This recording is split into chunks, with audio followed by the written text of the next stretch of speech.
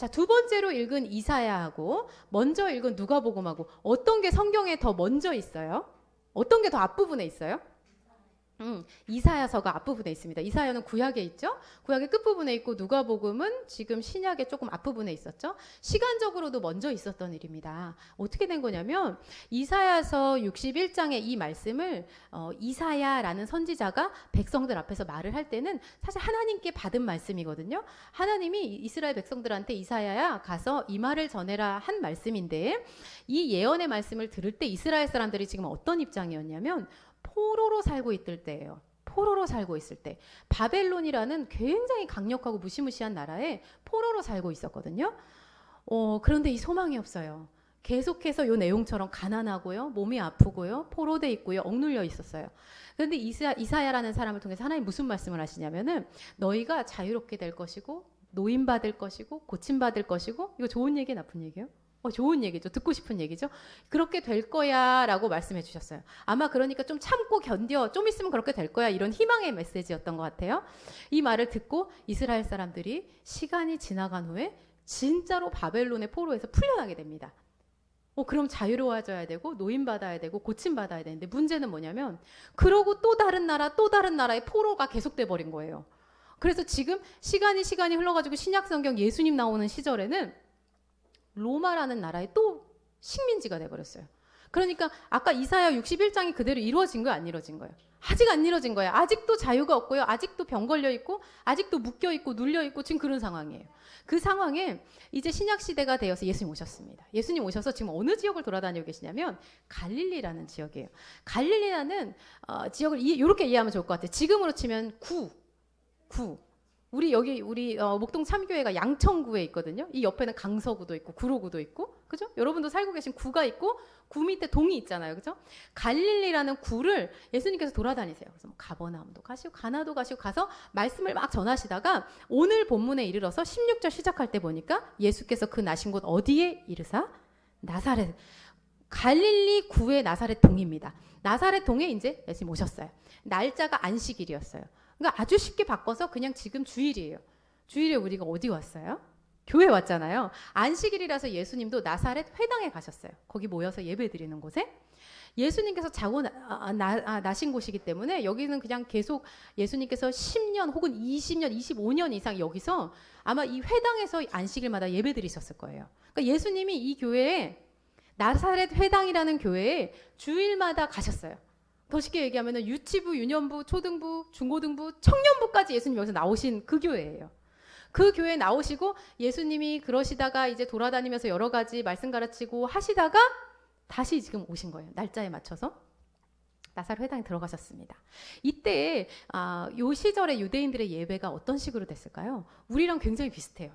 와서 같이 좀 기도하고요. 기도한 다음에는 우리도 아까 제가 말씀 전하기 전에 우리 같이 성경 읽잖아요. 그래서 성경을 읽습니다.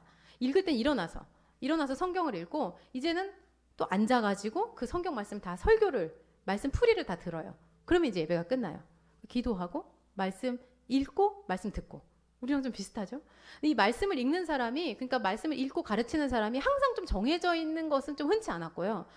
좀 좋은 선생님들, 말씀 잘 가르친다 소문난 선생님들 오면은 그 선생님들을 이제 초빙해가지고 듣고 그랬어요. 근데 예수님이 이미 이 갈릴리 구라는 동네에 소문났어요. 뭘로 소문났을까요? 말씀 잘 가르친다고 소문이 났어요. 그래서 이제 예수님이 이 유대인의 회당에 들어오셨을 때 사람들이 야, 예수 왔다 예수 하면서 예수 선생님이 오늘 말씀 전하세요 이렇게 된 거예요. 예수님 또 하면서 또 겸손하게 거절 안 하시고 또 그 성경책 받으십니다. 이 파피루스 길게 해가지고 이렇게 두루마리 이렇게 많은 성경 대충 아시겠죠? 이 성경 이제 주셨는데 이사야서를 성경 맡은 사람이 예수님께 드렸어요. 이사야서를 이제 두루두루 해가지고 61장을 딱 피셨어요. 그리고 61장 1절 2절 아까 시간은 수백 년 전으로 가는 거죠. 성경은 요만큼이지만 이사야가 포로로 있는 이스라엘 백성들한테 하나님께 받은 말씀 전했던 그거 근데 아직 이루어지지는 않았던 그 부분을 딱 펴서 예수님이 딱 읽으십니다. 그리고 간단하게 이 말씀을 이제 뭐 할 차례예요? 설명할 차례예요. 설명을 좀 합니다. 근데 아까 우리가 읽었던 이사야 61장 1절 2절을 다 하진 않으세요. 2절의 한 중간까지만 읽더니 이제 그걸 조금 설명하셨는데 듣는 사람들이 좋게 들었어요? 나쁘게 들었어요? 되게 은혜롭다 하면서 들었다는 장면이 오늘의 본문입니다. 여러분 오늘 이 예수님의 얘기는요, 예수님에 대한 모든 얘기 중에 하나가 아니에요. 예수님에 대한 모든 얘기의 요약입니다. 예수님에 대한 모든 얘기의 이유예요. 예수님이 하신 모든 일의 목적이 여기에 아주 밀집해서 담겨 있어요. 뭐냐면 도대체 예수가 누군가? 예수가 왜 왔나? 그걸 누가 얘기하는 거예요? 예수가 직접 얘기하는 장면입니다. 예수님이 제자들한테 나를 믿어라, 나를 따라오라 할 때는 무조건 믿어, 무조건 따라와 이렇게 하지 않으시고 먼저는 언제나 내가 누군지, 예수가 누군지를 먼저 알려주시고 보여주시고 믿게 하고 따라오게 하셨거든요. 이거 우리한테도 너무 중요한 거예요. 우리가 예수님 믿으려면, 예수님 따라가려면 내가 상상하는 예수를 따라가도 안 되고 어디서 주워 들은 예수를 따라가도 안 되고 예수님이 말하는 예수를 정확하게 알고 그 예수님을 믿거나 따라가야 되는 거겠죠? 우리한테도 너무 중요한 거니까. 예수님이 여기서 무슨 얘기를 하시냐면요. 내가 누구냐면, 내가 뭐하러 왔냐면 하면서 네 종류의 사람을 얘기하시거든요. 이 네 종류의 사람을 내가 좌우지간 자유롭게 해주려고 내가 왔다. 좋게 해주려고 왔다. 풀어주려고 왔다. 이렇게 말씀하세요. 이 대상이 되는 사람들, 그러니까 이 네 종류의 사람은요, 이 당시에 나사렛 회당에 모인 사람이나 그 주변의 이스라엘 사람들이 1차적으로 해당되겠지만 지금 우리 창교회 식구들도 아주 정확하게 해당이 돼요. 그러니까 우리 한번 살펴볼 때 이중적으로 이 두 부분을 다 살펴보면 좋겠어요. 어떤 사람한테 예수님이 자유를 주신다고 했어요? 첫 번째 어떤 사람들이에요? 가난한 자. 가난한 자의 복음 전한다고 했어요. 가난한 자라는 개념이 좀 생경하세요? 어색하세요? 전혀 어색하지 않죠. 왜? 우리 중에 부유한 사람이 아무도 없기 때문에 저를 포함해서, 그죠? 가난한 자는 뭐가 없는 사람이에요? 돈이 없는, 이걸 왜 대답 안 하세요? 돈이 없는 사람이에요. 돈이 없다는 건 뭐예요? 하고 싶은 것을 할 수 없는 거예요. 아니, 하고 싶은 게 아니라 해야 되는 것도 못하는 게 가난한 거고 돈이 없는 겁니다. 꼭 갖춰야 되는 것도 못 갖추고 사는 것이 돈이 없다는 거죠. 돈이 없으면 조바심이 나요. 그리고 여유가 없어요. 마음의 여유가 없고 생각에 좀 여유가 없습니다. 어떤 식으로 여유가 없냐면 누가 좋은 일이 있다고 연락이 오거나 누가 힘든 일이 있다고 연락이 오면 5만 원 해야 되나? 10만 원 해야 되나? 이 고민되는 여유가 없는 것입니다. 이제 엄마 다음 주에 나 방학이야. 여보 다음 주에 나 휴가야. 이렇게 말했을 때 휴가 계획, 방학 계획을 짤 여유가 없는 것이 가난한 것이고 돈이 없는 거예요. 그렇죠? 미래를 생각하면 자꾸 걱정만 되기 때문에 미래를 자꾸 생각 안 하고 싶어지고 계획을 안 세우게 되는 것이 가난한 사람이에요. 동감을 너무 하시죠? 자, 이 가난한 사람들한테 예수님이 자유 주신다 그랬어요. 두 번째로 어떤 사람들이에요? 포로된 사람들입니다. 자, 1차적으로 아까 구약에 있었던 이사야에 그 나온 사람들은, 포로된 사람들은 진짜 몸이 포로, 전쟁 포로예요. 근데 지금 이 유대인 회당에 듣고 있는, 이 나사렛 회당에 있는 사람들은 포로 했을 때 뭘 딱 받아들이냐면요, 빚진 사람이에요. 빚진 사람. 빚을 졌는데 이 빚을 못 갚으니까 몸으로 갚는 겁니다. 그러니까 우리가 요즘에 빌리면 안 되는 곳에 돈을 빌리면은 내 몸이 거기에 저당 잡히는 것처럼 이 몸이 노예가 되는 거예요. 여러분, 예전이나 오늘날이란요 똑같은 게, 빚을 지면은 빚에 매입니다. 옛날에는 몸이 매이는 거예요. 그래서 내가 노예가 되고 나에게 돈 빌려준 그 채권자한테 내가 몸이 노예가 되고 종이 되는 거예요. 지금은 어때요? 지금은 내 몸이 노예가 되고 종이 되는 거는 아니지만 제 생각에는 선택이 매이는 것 같아요. 모든 선택이 매입니다. 뭘 먹을지가 빚에 매여요. 무슨 옷을 입고 무슨 신발을 신고 우리 아이에게 뭘 사줄지, 부모님한테 뭘 해드릴지가 내 빚의 사이즈에 매여요. 그 액수에 매입니다. 더 나아가서 일상의 선택을 넘어가지고 인생을 선택할 때도 그 길이 매여요. 빚에 매입니다. 내가 어느 학교를 갈지도 이 학교보다는 이 학교에 가야 되는 내가 처지 아닌가? 하면서 빚에 매여요. 내가 어떤 직업을 선택할 때도 와, 꿈과 비전 막 이거 아니고 내 빚을 빨리 해결할 수 있는 어떤 방법, 어떤 방향으로 직업이 매입니다. 더 나아가서 결혼에 대해서, 자녀에 대해서, 미래에 대해서 무슨 소망, 무슨 계획, 무슨 꿈을 얘기하는 것이 아니라 빚에 따라 결정을 하게 됐어요. 아, 내 빚 사이즈가 이 정도니까 이렇게 결혼하고 이렇게 아이 낳고 이렇게 사야 되는 거 아닐까? 빚에 다 매이게 됐어요.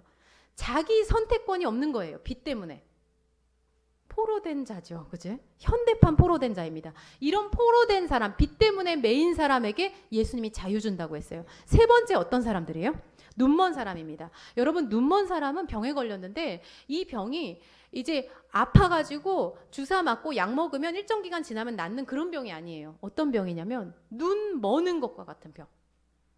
영구적으로 가는 병입니다. 길게 안고 가야 되는 병. 이런 병을 몸에 가진 사람, 그 사람한테 예수님이 자유 준다고 했어요. 내 몸에 그런 병을 가지고 있어. 아니면 내 가족이 그런 병 가운데 있다. 내 자녀가, 내 부모가 길게 안고 가야 되는 병 가운데 있다고 하면 그 사람한테 소망을 얘기하는 거 사치예요. 이게 굉장히 낙심되고 절망돼서 어디로 가냐면 무기력으로 들어갑니다. 무기력. 어떤 계획도 비전도 생각할 수 없는 무기력. 내 몸을 보고 가족을 보면 내가 뭘 할 수 있겠어. 무기력해져요. 이 무기력한 사람들한테 예수님이 뭐 준다고 했냐면 자유 준다 그랬어요. 마지막 네 번째로 어떤 사람을 예수님이 풀어주기 위해 왔다고 했냐면 눌린 자입니다. 저는 이 눌린 자를 좀 특별히 더 보기려고 원하는데 이 눌렸다는 단어가요. 아주 꽉 눌렸다는 말이에요. 꽉 눌렸다는 말을 넘어서 부서졌다는 말까지 들어있어요. 눌러서 부서진 사람들 이런 말입니다. 눌러서 부서진 사람들이 뭘까요? 여러분 뭐를 꽉 눌러서 꽉 밟아서 부서지면 어떻게 돼요? 뭐가 결과물이에요? 조각. 예를 들어서 거울, 컵, 휴대폰을 떨어뜨렸거나 밟아서 꽉 눌렀습니다. 그래서 깨져버렸어. 그럼 뭐가 남아요? 결과물이? 조각이 나오고요. 가루가 나오죠? 그럼 그 조각과 가루를 아주 정교하게 붙이면 휴대폰이 다시 됩니까? 거울이 다시 돼요? 원래 상태로 돌리는 것은 거의 불가능에 가깝고 굉장히 어렵고 대다수의 경우에는 원래 상태로 못 돌려요. 이것이 눌린 자입니다. 이것이 부서진 거예요. 그런데 인생이 눌러서 부서진 사람들. 산산조각 나서 포기하고 낙심하고 소망 없고 무기력에 빠진 사람들. 포기한 사람들. 내가 나를 포기한 사람. 그 사람들한테 예수님이 지금 자유 주기 위해서 왔다라고 얘기를 하시는 거예요. 여러분, 특별히 이 눌린 사람은 부서진 사람이라 제가 말했는데요. 누가 누르는 거예요? 누가 눌렀어요? 여러분 자신을 한번 생각해 보세요. 내 인생을 짧으면 뭐 10년, 유아 10년, 길면 50년, 60년. 내 인생을 한번 생각해 보세요. 내 인생에 어떤 부서진 시기가 있고 무너진 시기가 있죠. 그 사건들이 있죠. 나를 무너뜨린, 나를 부서뜨린, 내가 그때 완전히 조각이 나버렸던 어떤 사건, 어떤 시기들이 있잖아요. 그때 누가 나 눌렀어요?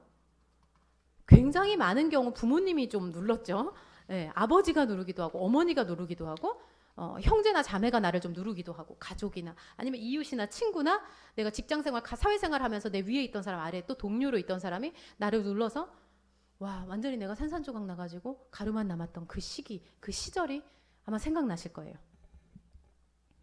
우리는 누가 나를 눌러서, 남이 나를 눌러서 내가 부서졌다 이렇게 기억을 하고 있습니다. 그런데요, 엄밀하게 얘기하면 자기가 자기를 눌러서 부서진 것이에요. 이게 무슨 얘기일까요? 너무 소중한 내 인생을 뭐가 밟았다는 얘기일까?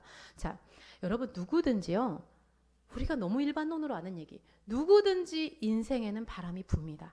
누구든지 인생에는 파도가 쳐요. 더 쉽게 얘기해서 여러분 이 일이라는 거는 원래 안 풀리는 거예요. 그렇죠? 길이라는 것은 원래 막히는 거예요. 관계라는 것은 원래 깨지는 겁니다. 관계와 일과 길이 막히고 깨지고 엎어졌을 때 우리가 이거 인생의 자연스러운 거야 라고 받아들이기보다는 불현듯 내 인생에 일이 안 풀리고 뭐가 꼬였을 때 어떻게 하냐면은 즉각적으로 습관적으로 내 어떤 과거에서 그 원인을 빨리 연결합니다.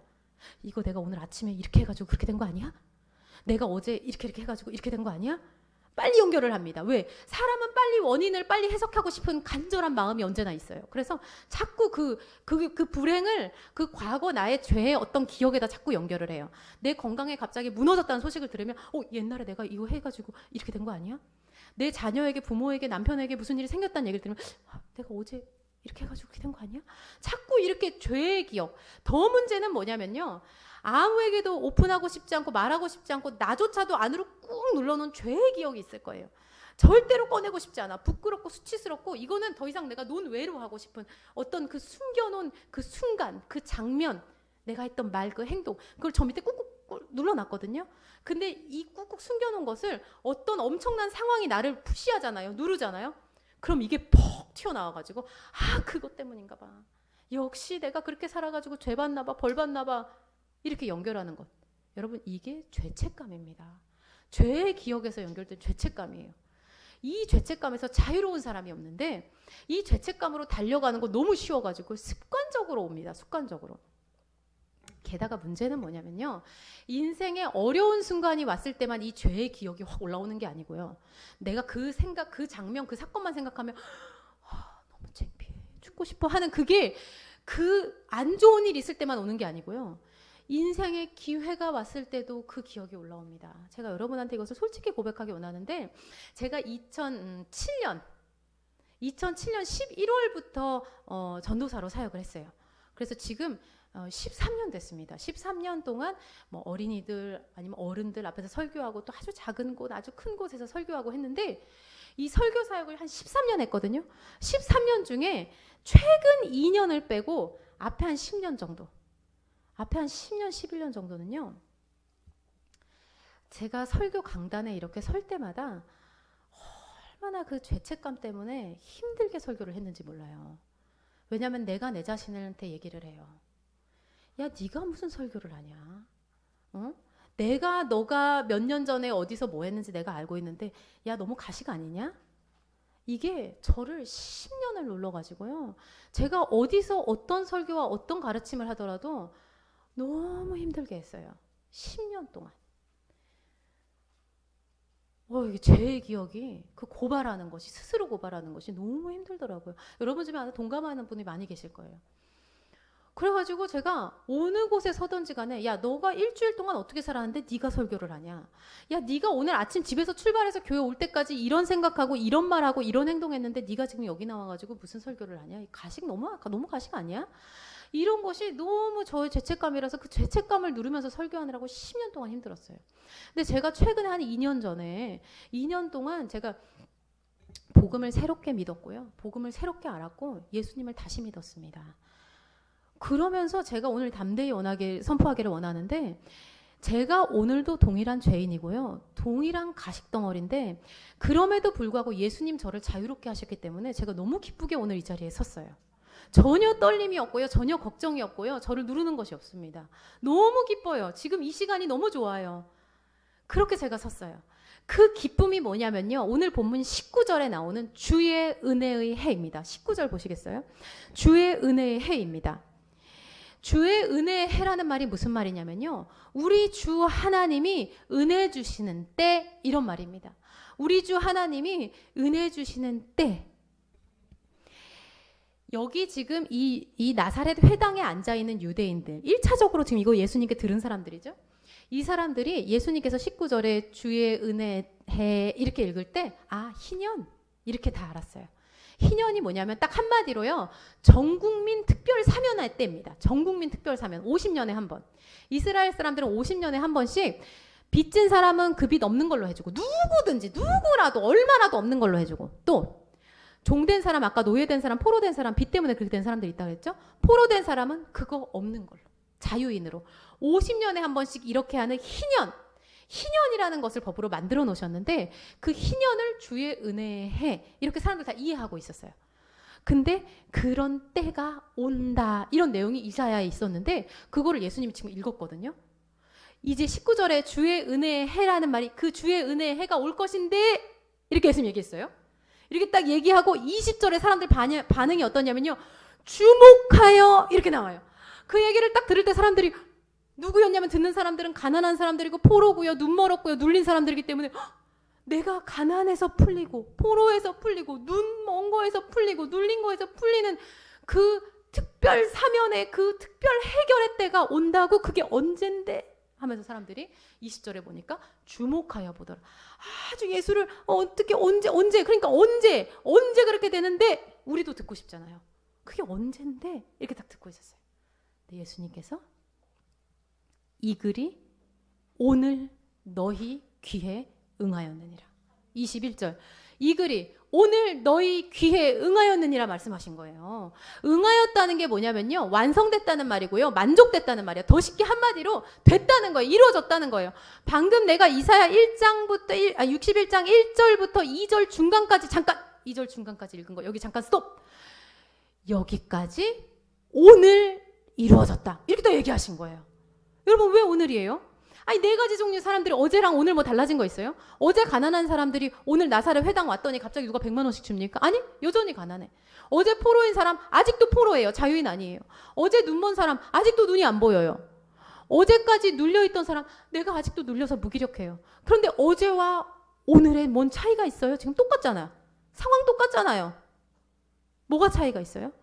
여러분 어제라는 시간에서 지금 오늘이라는 시간으로 넘어오는데 다 한 가지 기준, 한 가지 차이점밖에 없습니다. 오늘 예수님이 오셨어. 오늘 예수님이 오셨습니다. 오늘 예수님이 오셨으면 그때부터가 오늘이에요. 어제와는 달라지는 거예요.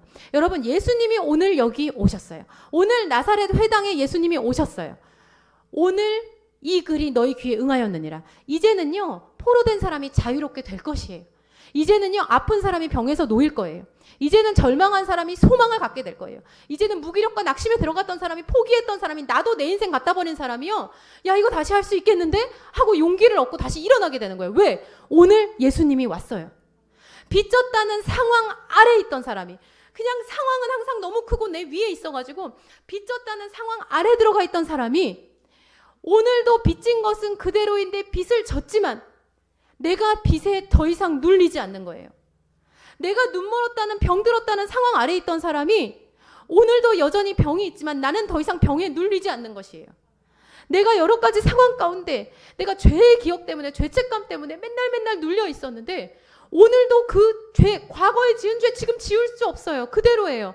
그런데 과거가 있는 사람이지만 오늘부터는 그 과거에 눌리지 않는 것이에요. 왜? 오늘 예수가 왔기 때문에.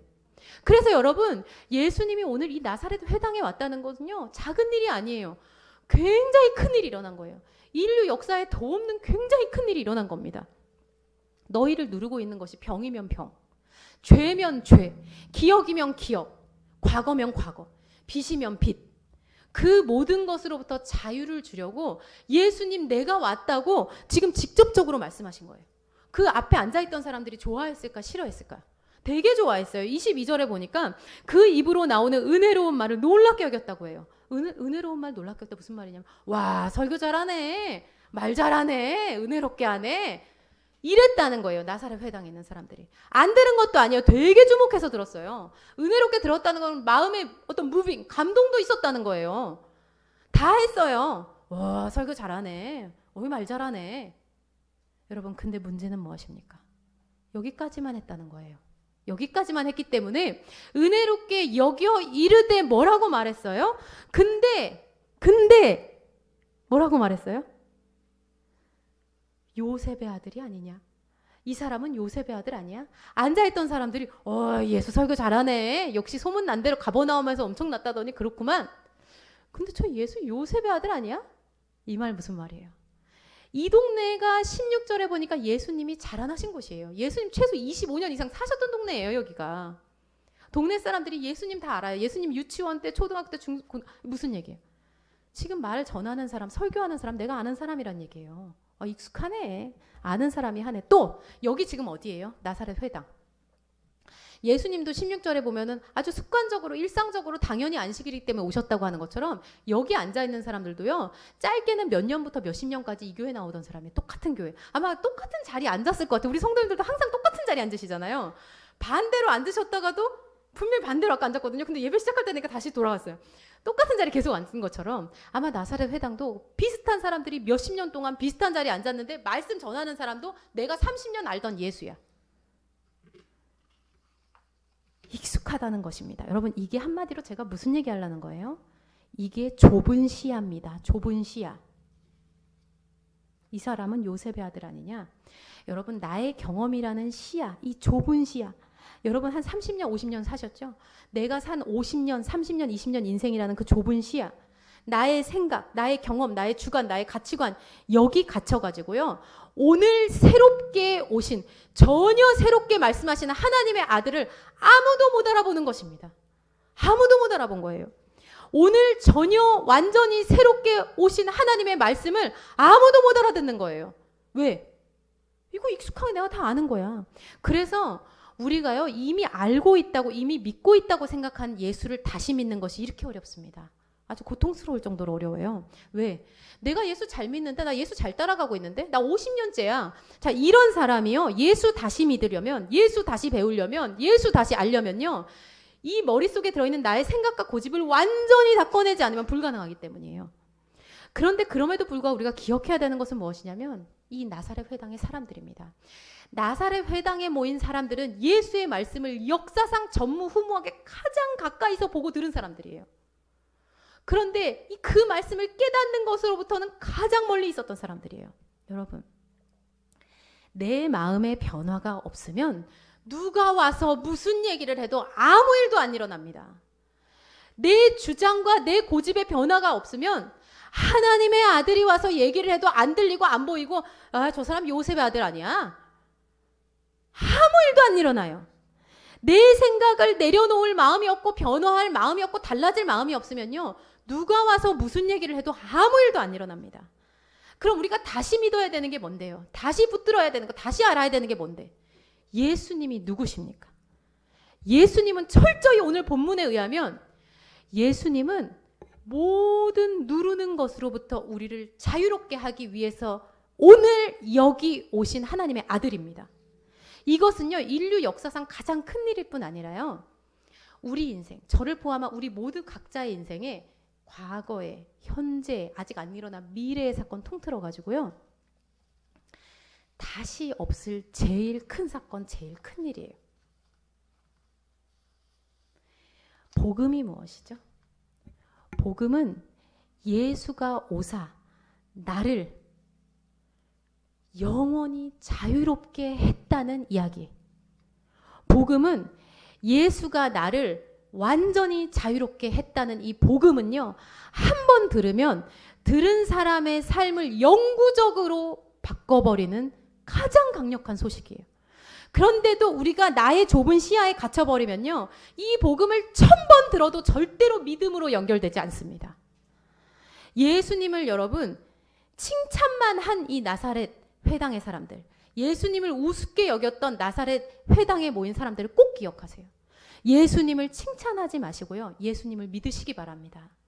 예수님을 우습게 생각하지 마시고 예수님을 믿으시기 바래요. 기독교라는 것은 한 사람을 더 좋은 사람으로 만든 어떤 자기 수양의 어떤 모임이나 종교가 아니에요. 교회라는 곳은 어떤 한 사람을 좀 더 좋은 사람으로 만드는 무슨 자기 수양의 기관이나 학교가 아닙니다. 예수님이 나를 자유롭게, 예수님이 나를 자유롭게 하기 위해서 오늘 여기 오셨다는 건요, 한 사람을 모든 누르는 모든 것으로부터 영원히, 영구히 자유케 만들었다는 하나밖에 없는 굉장히 강력한 소식이에요. 그 예수님을 여러분이 다시 믿으시기 바랍니다.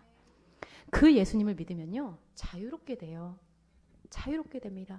누구라도 자유로워져요. 모든 것으로부터 자유로워집니다. 기가 막힌 것은, 그리고 성령이 임합니다. 성령이, 예수 믿기로 한, 예수 다시 알기로 한 나에게 성령이 임해요.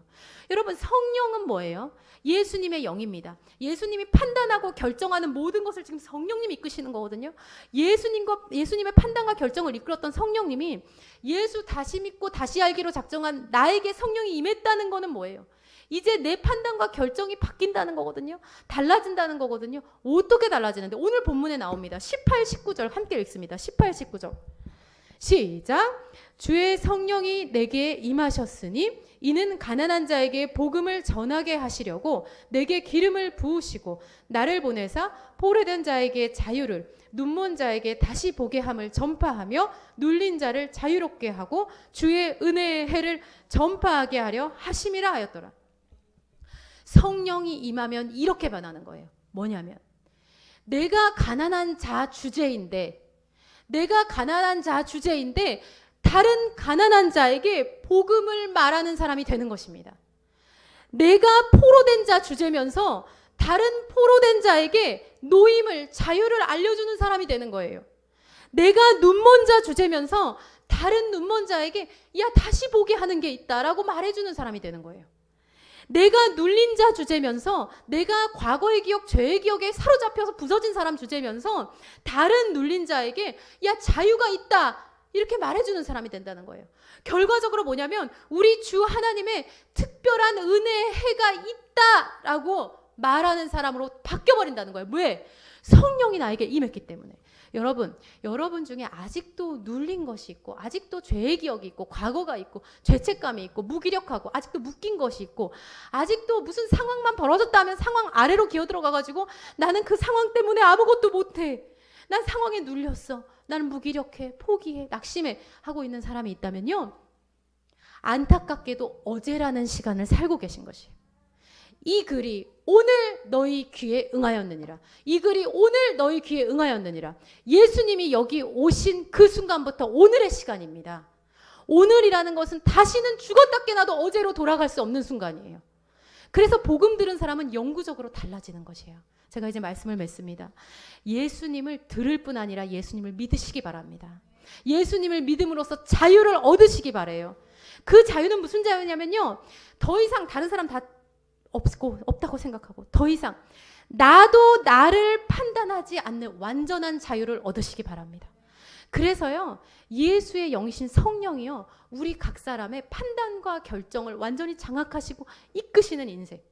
그래서 내가 어제까지 예수 다시 믿기 전까지는 상상할 수가 없었던 자유로운 인생, 담대한 오늘, 그런 오늘, 주의 은혜의 해를 사시는 우리 사랑하는 참교회 가족들 다 되시기를 간절히 소망합니다. 우리 함께 기도하겠습니다.